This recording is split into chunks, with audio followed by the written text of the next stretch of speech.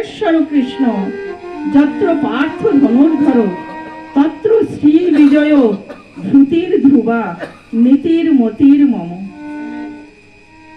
সঞ্জয় উপলব্ধি করে বলছে যে যেখানে ধনুর্ধর অর্জুন থাকে আর যেখানে স্বয়ং ভগবান থাকে, আমি উপলব্ধি করলাম সেখানেই স্বয়ং লক্ষ্মী নারায়ণ অর্থাৎ শ্রী শ্রী অর্থাৎ লক্ষ্মী লক্ষ্মী ভূতির ধ্রুবা নীতির মতির মম।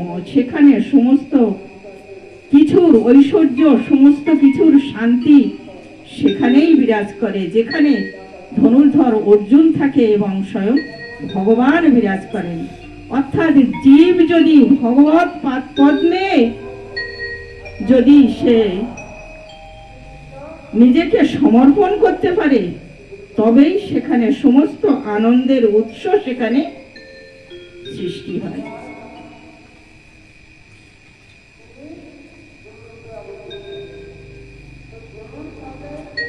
তো আমি একটা ছোট্ট ভজনের মাধ্যমে আমার হরিকথা এখানে বিশ্রাম। টাইমটা কতটা?